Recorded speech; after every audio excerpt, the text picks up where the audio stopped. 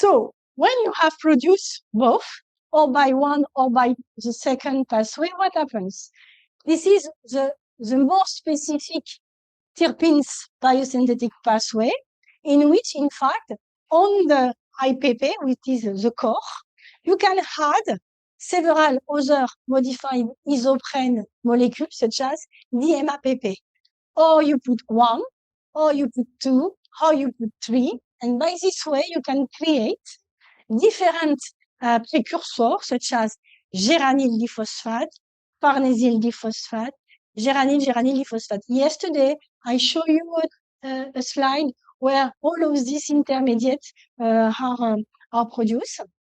And in fact, it is the second level, okay, of the pathway, because from geranyl diphosphate, all the monoterpenes can be produced. We have seen that there is a lot of monoterpenes. From farnesyl diphosphate, all the sesquiterpenes can be used, but you can have also addition between two farnesyl diphosphate to lead to triterpenes, okay? And it is exactly the same with geranyl diphosphate that can lead to all the diterpenes that we can find in the plant, but also, it is what I showed you yesterday, when you add two phytoene, for example, two diterpenes together, you create a tetraterpene, donc a first precursor of tetraterpene that can be also diversified after, depending of the activity.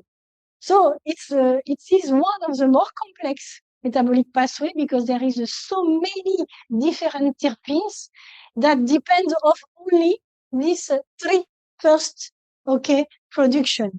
And in fact, you see, as they come from the two first precursor, the flux of each part of this pathway can be differentially, okay, expressed, means that depends on the plant. You may have more geranyl diphosphate, more farnesyl diphosphate, more geranyl diphosphate. And when we do some engineering process, okay, it's very important to have an idea of the flux of these three possibility of biosynthesis in order to have enough precursor. Okay. For example, some alkaloids that are monoterpene indole alkaloid, they need to be fed with a lot of monoterpenes. This could be important for alkaloid production. So this is, for example, a possibility of link. And when we want to produce alkaloid in an heterologous cells that have also possibility to produce this because it is ubiquitous, but we need to be careful that it will be, for this cell, possible to produce enough, okay, geranyl diphosphate to permit to an heterologous pathway to be expressed, or to be efficient to produce exactly what we want. So it's very important, this part of the terpene pathway. Here, it is exactly the summary of what I showed to you.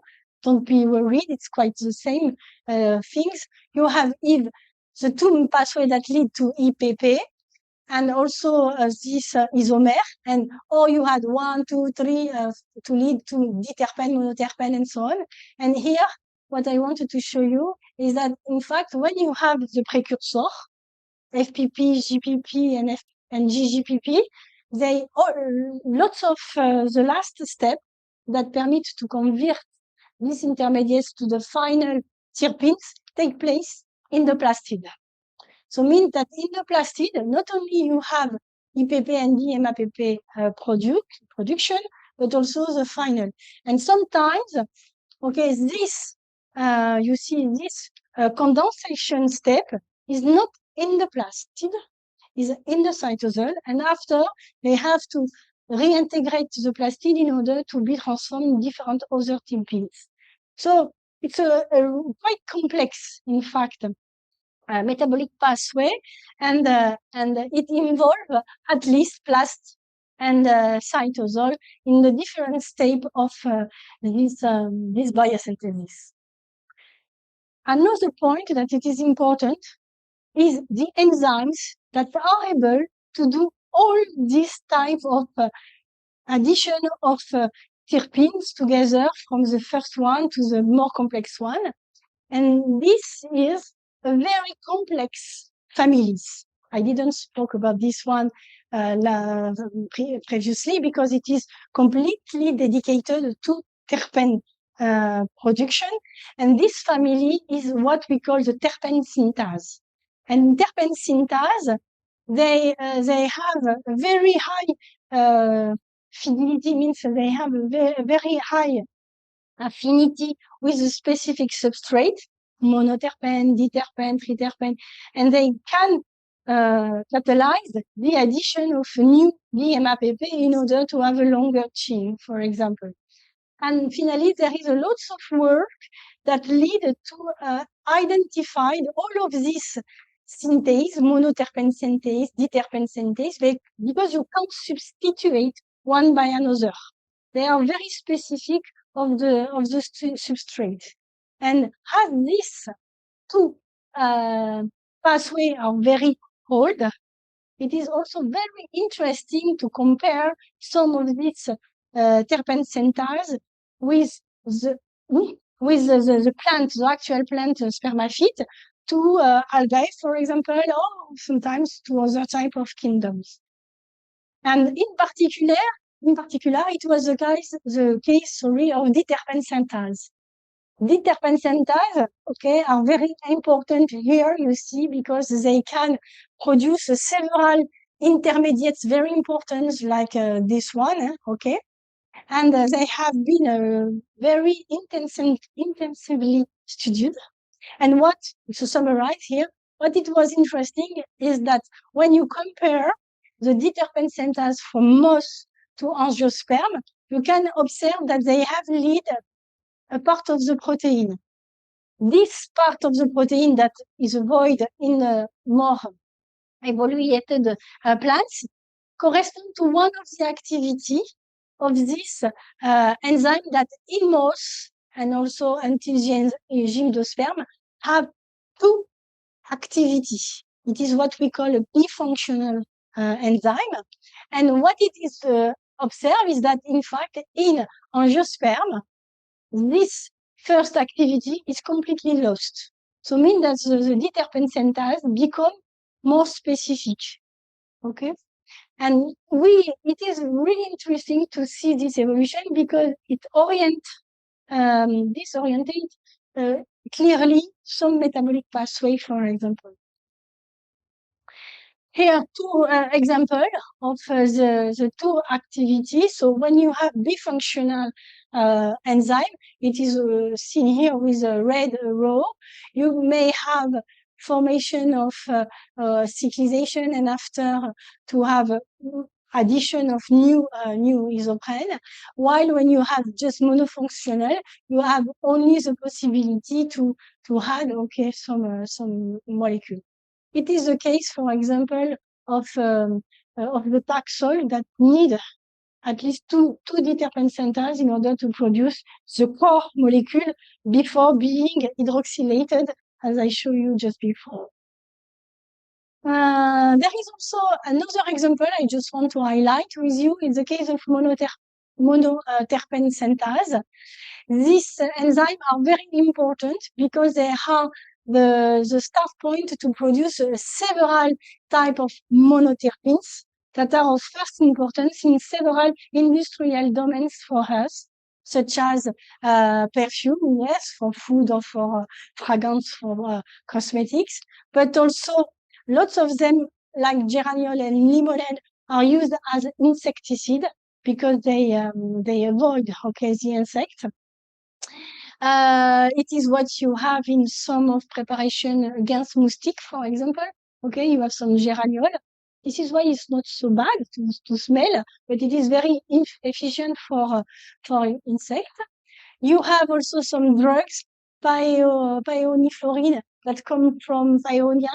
Okay, it's very important flowers, and they have lots of activity. Biofuel also use this type of monoterpenes, and when we develop, the scientific community develops some project according production of a biofuel, it is interesting to know the amount of monoterpene from the cells used as raw materials, in particular in algae. Okay, it's interesting, microalgae, because some of these monoterpene, pinene, camphene, and so on, limonene too, are able to be esterified after to lead to production of energetic molecules that can be called biofuel. Okay, so you could see that. So this is very important. So monoterpene synthase have a very big interest. This is why we have observed a few years ago several projects based on synthetic biology, okay, with the aim to engineer microbes, prokaryotes, okay, so means bacteria, or also yeast eukaryotes, depend of the application, to produce specific plant monoterpenoids. So there is a lot of example for which the possibility to identify this monoterpene synthase lead to the production of specific microorganisms able to produce these plant monoterpenes used after for different things. And what it is interesting is we can now see what it is called cell factory, okay, that are able to produce cyclic or acyclic monoterpenoids. I refer you to my last talk, okay?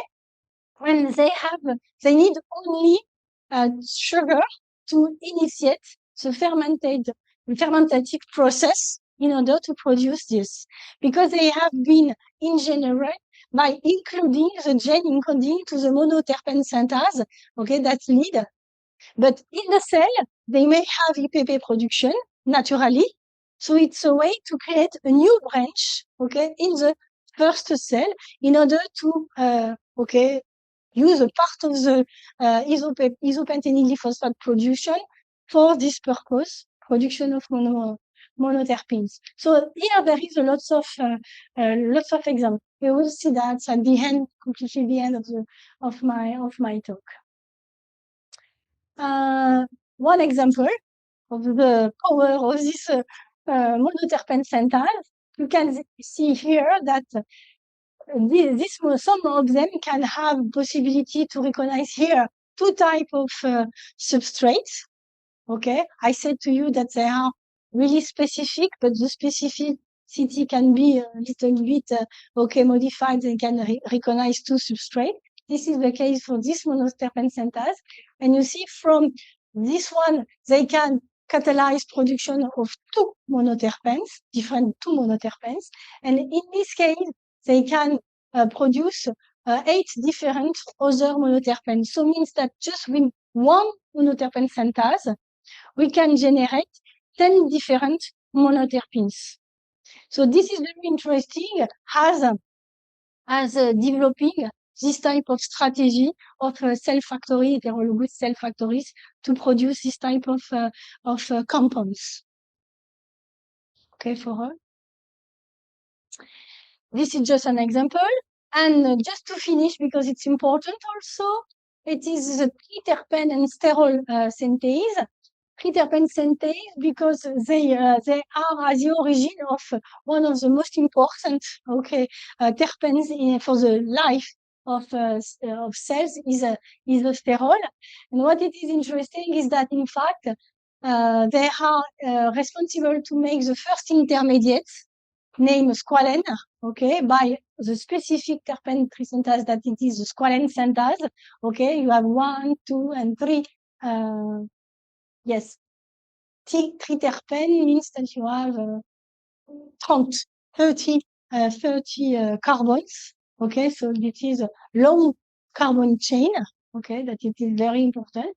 And after this chain can be rearranged by epoxidation, for example, that can be lead to another type of molecule, functionalized, that can be after modified by a specific enzyme or specific part of the metabolic pathway. Here we are in the last part of the branch, okay, of the metabolic pathway. But it means that the intermediates can be also different from one plant to another plant, while EPP and DMAPP are present in all of them. So you have clearly the three phases, okay, of the metabolic pathway. So here it's only for you, okay. There is a lots of plants that come from different family, okay, of Angiospermus, from basal Angiospermus to the more, okay, diversified Angiospermus. What it is interesting here is you have the genome side, the gene account, how many genes do you have in the genome side? And also here you see there is some specific terpene synthase, prenyltransferase, MEF pathway genes, okay, that are responsible of production of lots of terpenes. What it is interesting to see is that in fact, even there is some modification of genome side, they are very variable. The number of genes, not on Asteracea because they have lots of copy of gene, but the number of genes may be quite okay in the same amount. But if we look at more precisely some specific genes, we can see that in fact from the basal angiosperm the number can increase a lot.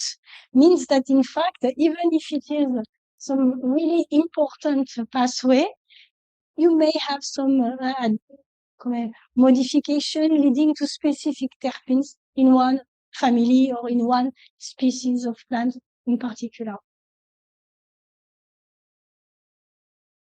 What happens with alkaloid pathway? Okay. So here are the four family I showed you before. Sorry, okay. Here are the metabolic pathways, the general metabolic pathway I showed you before. So here with the different intermediates, aspartate, glutamate, tryptophan, or tranilate that come from Shikimate pathway. This is the best overview you can have in mind. It is not necessary to have idea of what happens here, okay, in details, because it's quite specific to one plant in particular. So it's not general, but by this way you can observe this metabolic pathway. For the pyrrolizidine alkaloid, sorry, I thought to have avoid animation, okay. You see here that in fact you may have a distinct primary metabolites, first phase and second phase of secondary metabolites. So here you have exactly the three phases I showed you before. There is some intermediates that are very important. Here, for example, the synthesis of a backbone structure, okay, that it is the start point of all the alkaloids of this family, for example. You can find them in several family. Okay.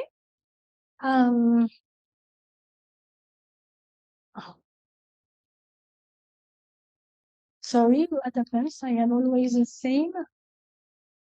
Oh, okay. For the tropanalkaloid, it is exactly the same. Yes, this is what I already showed to you here. The first small part of the metabolic pathway with these intermediates that it is putrescine, okay, that lead to at least three different type of alkaloid. And if this is the formulation of putrescine, and you can see here that from this one, putrescine, you can have several different branch. This is the idea of involvement of the other enzyme I showed you before, okay, hydroxylase, oxygenase, and so on. And you may have different branch and sub-branch. As I say to you, it is just one example, because from this precursor, you may have a very large amount of different tropanalkaloids. Okay. scopolamine is one of the most important molecule because it is used as pharmaceutical today. Okay. Sorry for this. And why it is interesting is that in fact we have also seen some works aiming to produce this precursor in also microbes such as Escherichia coli, for example, that was published.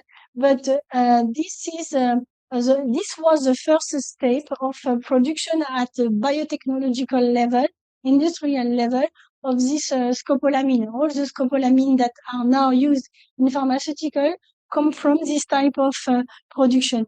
This was possible because all the metabolic pathways have been identified. So we know exactly what are the genes we have to include in the microbe to enhance production of this specific metabolite instead of the metabolite produced naturally, okay, by the host cell, for example. So it was on microorganism prokaryote, which was interesting. Some works have been also done on yeast, with the idea that in yeast you have organization of cell. The cell is different, and also you can organize the metabolic pathway across the different organelles. But to my knowledge, there is not a so big difference between both of system, and cultivated Escherichia coli is easier, less cost than cultivated yeast. So for this type of molecule, if you have built a cell factory from prokaryote, it's easier to continue with this type of cells. For more complex metabolites, prokaryote is not able to do that. This is why we are obliged to switch to eukaryotic cell. So it means more work, and at the end, the cost is higher. This is why only very high value, okay, molecules can be managed via this type of bioengineered program. But it is interesting to compare, for example, both of the systems. This is the case with monoindole alkaloids. Here you have just small part of their biosynthesis. I said to you that it is a streptozidine that is the first intermediates that come from the condensation between the secologanine and the tryptamine. And what it is interesting is that, in fact, when we look at the metabolic pathway of, for example, some of intermediates of Incatarrhanthus of alkaloids, we can see that, in fact, there is all the type of enzymes I showed you before: glycosyl transferase, sesquiterpene synthase for producing the terpenes, secologanine. And after here you have a condensation and so on. It is a very now well-known biosynthetic pathway. And Incatarrhanthus roseus is well-known. I think it is the most well-known metabolic pathway because all the genes now have been characterized. But you see that streptozidine lead to several other molecules, also in Incatarrhanthus, but evidently in other plants. And these other products, even if they have been identified because they have some activity, we don't know the branch, the particular branch that lead from streptozidine to this particular, for example, vancomycin, that is also produced in Incatarrhanthus roseus. Not the same genotype, but they are also produced by these plants too. Yombin also, and so on, najmalicin, and so on. So means that, in fact, okay, when you know how to produce the intermediates, it's a good thing. But if you want to go until one of the end product of one of the sub-branch, you need to know all the steps, all the enzymes that are involved in this metabolic pathway. And this part is quite difficult to identify. And to develop an engineered process, it's a prerequisite to know exactly the metabolic pathway. Without this knowledge, you can do nothing, really.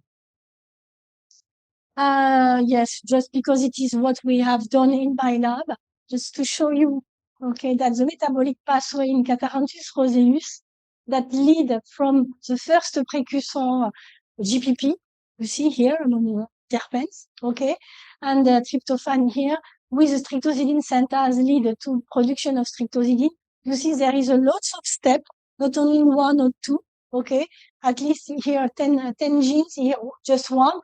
It was necessary about 20 years, 25 years to discover all of the genes. So because at this moment, I will show how we can do, we can find just one gene by one gene. So it was difficult to identify. But with omic assistance, we have accelerated, okay, the discovery of enzyme, particularly this one, that are involved in production of vindoline, which is the precursor, one of the precursor of the two important alkaloid dimer, vinblastine and vincristine. You see here the part of vindoline and the part of catharanthine, and it's a condensation of all. And you see here, lots of these genes have been identified by new methods, including using of omic science. And with this method, in 1 year, you can discover more than one genes, perhaps sometimes 2, 3, or 4. And but all the genes discovered are so important that you can publish in very high level publication as a discovery of each genes. So it's not so easy to find. This is why it is also a challenge for fundamental research, because after it's a new tool for applied research, in particular to rebuild this metabolic pathway in the yeast. Just to show you that this metabolic pathway is not so easy because it is distributed in between 3 different cells, and in one cell, this metabolic pathway is distributed in different organelles, which is show the complexity of this pathway.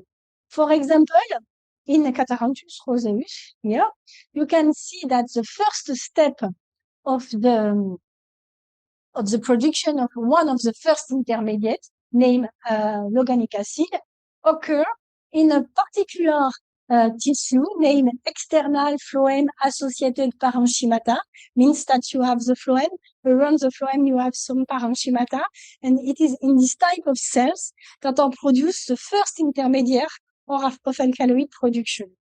Means that when they are produced, okay, they are after transfer to another type of cell, in particular to a leaf epidermis. So the cells that are just under the cuticle, and in the leaf, this loganic acid is taken charge by a new branch of the pathway, leading to the production, in particular, to tabersonine or to vindoline. And what it is interesting is that, in fact, this precursor can be also sent to the roots, but in roots, you have not the same enzyme. So the precursor can be also taken charge, but finally, the alkaloid produced in roots are completely different from the alkaloid produced in the leaf. This is also the difficulty, okay, to have an idea of how it is organized, okay, in the plant. So you can easily understand that when we have a so complex metabolic pathway, organization between different plant cells, organization between different organelles in each plant cell, it is quite difficult to imagine that only one cell culture can be able to produce vincristine and vinblastine. We have worked, not only my lab, but lots of lab, okay, 20 years ago about. We have worked a lot to generate plant cell culture that will be able to produce vincristine and vinblastine. In fact, it is impossible. We are able to produce some intermediates, but never the final product. So this is why, for example, with this type of complex alkaloids, we have shifted completely to bioengineered some host cells, such as yeast, for example, in order to reproduce part of the pathway or the entire pathway. So it is at the moment, I will show you that the next time. We have some yeast cells that are able to produce vindoline, one of the two precursors, and we were involved in a big project, a European project, and with our partner, we have built a yeast cells that are able to produce from the beginning to the end both caterantin and vindoline. So we are close to succeed to produce in the cell factories vincristine over blastine. This is a prototype, okay? So a proof of concept. The production is very low, but now all the process we have to do is to increase the ability of the cell to produce more. So means to manage the flux of carbon, the flux of molecule that give some cofactor, ATP, and so on. Because you can see there is about 40 steps between the beginning to the end. All of these steps are catalyzed by monooxygenase, lots of methyltransferase, glycosyl transferase. All of them need lots of energy. You have seen that with me. So you can imagine that to make this type of program needs to control really the different points, okay? Not only the pathway, but how this pathway can be functional in the cell. And also, it's important to compartmentate in one cell, yeast cell, the different parts of the pathway, because there is some intermediates that are cytotoxic too. So this is also why sometimes it is difficult to produce this type of molecule in just plant cells. Okay, it depends on the complexity of the pathway. So this is an example, for example. Okay, we will see that mainly just to show you just a part of the metabolic pathway. This one, okay, you recognize now the different enzymes that are involved. CYP, monooxygenase, 1, 2, I don't know if there is not a 2 here. One methyltransferase, very important, one SDR, one N-methyltransferase, and the last one is the acyltransferase that lead to the final product, vindoline, that after, by another acyltransferase, is hemisynthesized with catarrhine. So you see, to discover all of the gene, it took lots of years, okay, and a lot of work to finalize the functional activity of each gene and to rebuild primarily in vitro, secondarily in a yeast cell, okay, part of this pathway step by step in order to verify that all will be able to function, okay, in these factory cells. So this is interesting. We will see that with more detail at the end of my okay, this is exactly what happens in the roots. So the same molecule can be taken charge by other type of molecule. Ici, they have some names. This is some hydroxylase, transferase, etc. Most of them have been identified not so long time. To finish with alkaloid, this is the case of benzene zocyline alkaloid. I show you this short, okay, and summarize metabolic pathway. I say to you that tyrosine is important. And here you may have some detail of, for example, what happens to produce sequelae. And you see here that one of the major second intermediates in this pathway is the reticuline. And for example, there is some strategy that lead to produce a high amount of reticuline in yeast cell. And after, when you have this cell line, you can add different small part of other metabolic pathway in order to convert this reticuline in different other, okay, alkaloids or different other molecules. So because we can do that because we know all the genes that are involved in this short metabolic pathway. And you can observe that it is also carboxylase, methyltransferase, monooxygenase, methyltransferase too. So it's just a way to illustrate the importance of this enzymatic family I explained you before. Another example showing that reticulin can lead to a very large set of several alkaloids. Purine alkaloid, perhaps it is exactly the same. The two precursors are xanthosine and xanthine. What it is interesting is that in coffee, they have studied the evolution of production of this particular alkaloid, which is not a true alkaloid, if you remember well what I presented you before. But what it is interesting is that depending on the plant, citrus, mamra, pollyanna, they have exactly the same precursor, okay? But in fact, you see that some enzymes have been identified that propose different pathway, okay, to arrive to the final product. Lots of pathway here have not been yet completely deciphered. This is hypothesis. We need to see if we can find genes encoding enzyme that can be, for example, transform xanthosine into 3-methylxanthine. But what we have already found, it is the enzyme that is able to transform xanthosine into methylxanthine. But this other precursor, xanthine, can be also integrated in this pathway or in this one. Finally, we thought that there is about 12 potential pathways. This is what we discussed with chemists because they proposed us a sequence of modification. And depending on the modification, we can anticipate that it will be a monooxygenase, a methyltransferase, a glucose. Okay, you have seen that. And after, we have to test all the hypotheses in order to reconstitute completely the metabolic pathway. So it's also very important to discuss with chemists that can permit us to have several hypotheses, okay, of the construction, theoretical construction of the pathway. But you see here a level more of complexity is that the same pathway could be completely different from between two plants. So it is very specific.